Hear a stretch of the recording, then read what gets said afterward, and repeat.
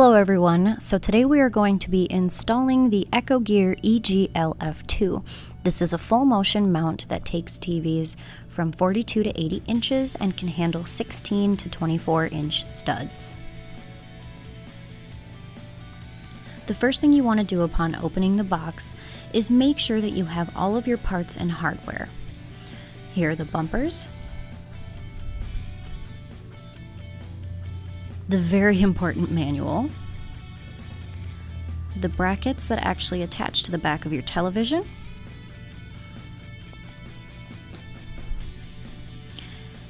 the mounting hardware bag, the wall mounting hardware bag, and some special hardware. So the first thing that we're going to do is take a look at the manual and determine which screw size we want to use on the back of our TV. This is mostly trial and error, but I did realize that this does take an M6 screw. You can determine the length of the screw that you need by making sure you get at least 4.5 to 5 full turns. If you use the spacers, especially the long ones, you'll want to make sure to add 22 millimeters to the screw size that you are currently using. Also, if you are using anything under an M8, make sure you use the washer. With the M8, it is optional.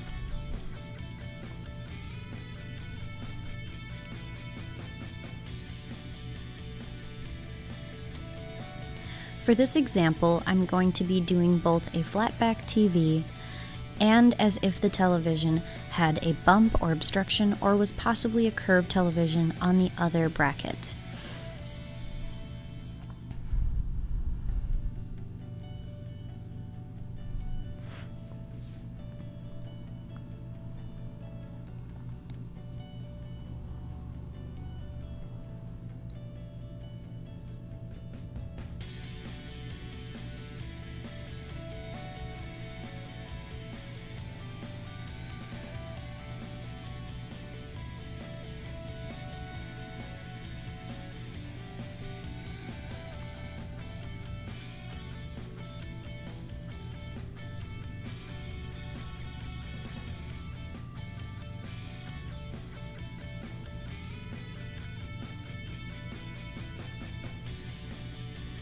Now when it comes to using the spacers, a lot of people think that you have to put them into the actual hole of the television.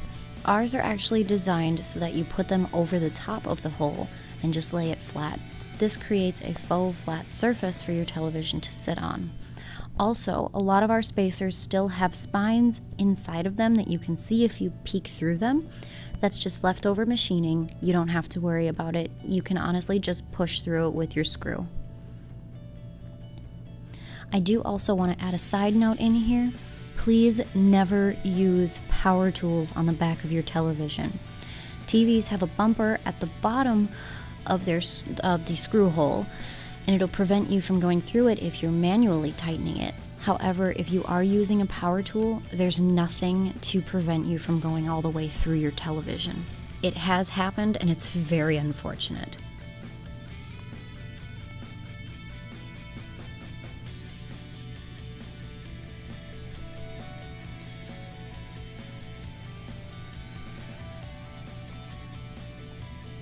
So for this example, I decided I'm going to go entirely with using the spacers. This is honestly what I prefer, and I feel like it's a lot more common, especially nowadays with televisions being so thin on the top and the speaker and electricals all being on the bottom, creating an obstruction.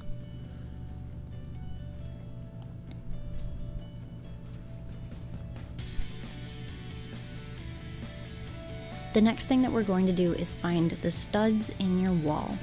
It's super important to make sure you get it in the middle of the stud.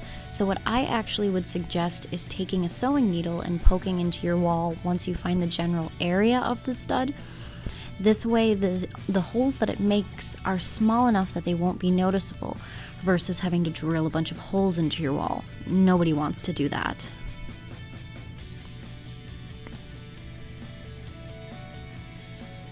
I actually ended up moving this down from where I originally wanted it. It's very heavy, and we didn't have a template. It had already been scavenged, so hence the ottoman.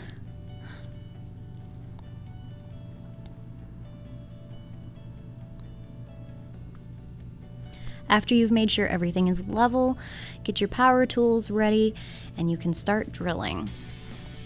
I would always suggest drilling pilot holes. Please do so. I have tried to screw into a wall without drilling a pilot hole, and I don't think I've done anything tougher, and I've worked as a mechanic before.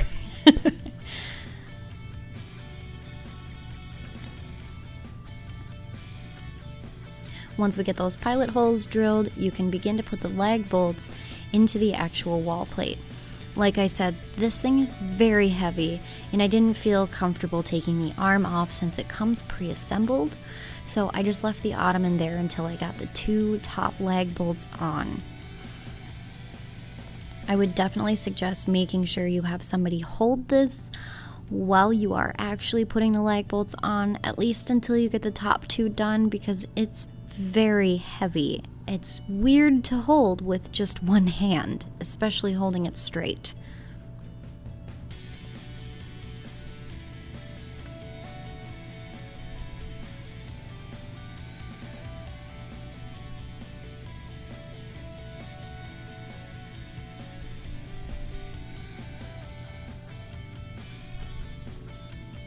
Also, this is a huge workout.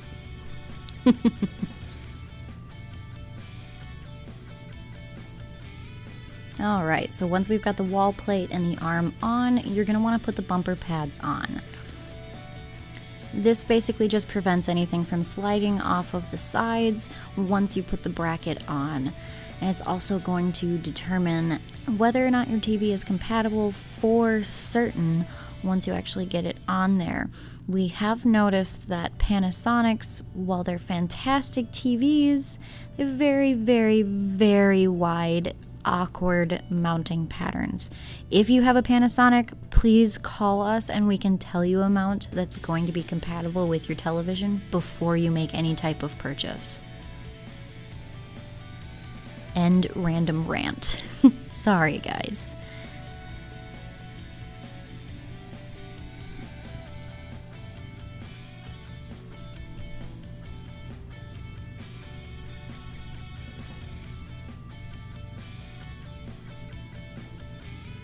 Alright, so once we've got that wall plate on, we're going to take the screws out of these little clips.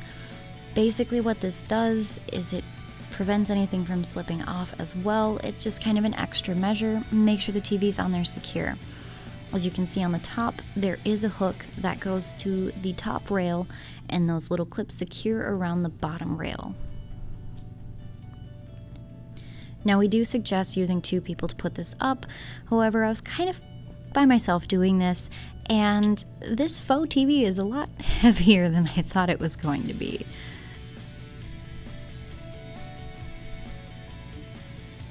Once you get the TV on, make sure you attach those clips back. Don't lose the screws. I know they're hard not to.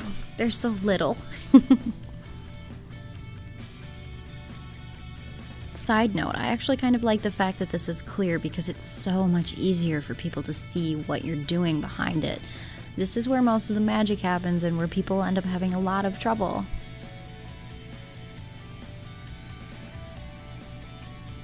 Also, I realize in retrospect it was probably not a good idea to put my head in between the arms. Once you have that on, you have the mount mostly complete. From there, we're going to loosen up that leveling screw with the hex head. Make sure you double check with your leveling device. For me, it is my phone. You want to loosen up that screw, and you'll turn the TV from side to side a little bit just to get the level you want, and then retighten the screw. And there you have it.